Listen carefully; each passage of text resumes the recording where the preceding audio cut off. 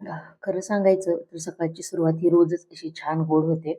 तर आज मला थोडंसं बाहेर जायचं होतं, म्हणून पोरींना मी छान मखाणा भाजून दिला. त्यांचं आवरलं, माझं सुद्धा आवरलं आणि आम्ही गेलो होतो शिवण्याच्या स्कूलमध्ये. कारण त्या स्कूलमधून बाहेर पडते, तर त्यासाठी त्यांची फेअरवेल पार्टी होती आणि एका फाउंडेशनची त्यांनी एक्झाम दिली होती, तर त्याचे सुद्धा अवॉर्ड फंक्शन होते आणि स्कूलचा ओपन डे सुद्धा होता.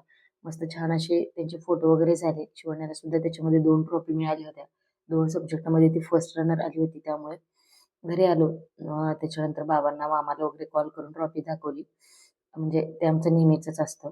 त्याच्यानंतर जेवण वगैरे झालं आणि या दोघी इतक्या दमल्या होत्या, म्हणून या दोघींना पण झोपवलं. कारण ऊन भयंकर पडतंय आणि मग मी माझ्या कामाला लागले. आता हे मोठे ब्लँकेट वगैरे आहेत, आता थंडी नाही त्याच्यामुळे कोण वापरत नाही. म्हटलं एकदा वॉश करून ठेवून देऊया. त्याच्यानंतर पावसाळा किंवा थंडीचे दिवस चालू झाले की मग काढता येतं. तर मशीनला लावलं होतं. मशीन तिचं काम करत होती आणि मी माझ्या कामाला लागले. सकाळी घासून गेलेली भांडी वगैरे होती. म्हणलं वाळली होती तोपर्यंत पटकन ट्रॉलीमध्ये लावून घ्यावी. कारण काय होतं, मुली झोपल्यात तोपर्यंत पटपट कामं आवरून घेतलेली बरे असतात.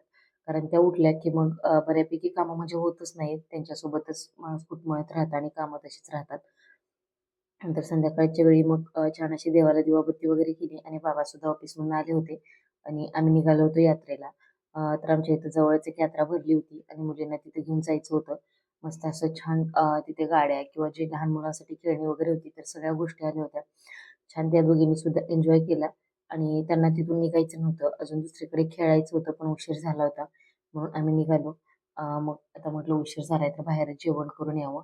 म्हणून सिंहगड रोडला शिवराळ ढाबा म्हणून आहे, तर तिथे आम्ही छान असं जेवण केलं आणि एकदम छान असा दिवस गेला होता. शिवण्याचं म्हणणं होतं, की मला ट्रॉफी भेटली तर मला आज पार्टी पाहिजे. ते दिवसभर अगदी सगळ्या गोष्टी तिच्या मनासारख्या झाल्या होत्या. त्यामुळे ती सुद्धा खूप खुश होती आणि सगळ्या काही गोष्टी जर कधी-कधी मुलांच्या कलेने सुद्धा घ्याव्या लागतात. आता यात्रेतून आणलेलं सामान होतं, हे सगळं तिचंच होतं आणि ती सांगत होती, की "आई हे माझं आहे, हे माझं आहे" म्हणून तिनं वाटण्या केल्या होत्या. आणि मी माझ्यासाठी आणलेल्या छोट्याशा अशा गाराच्या भरण्या. कशा वाटतात हे मला नक्की सांगा आणि व्हिडिओला लाईक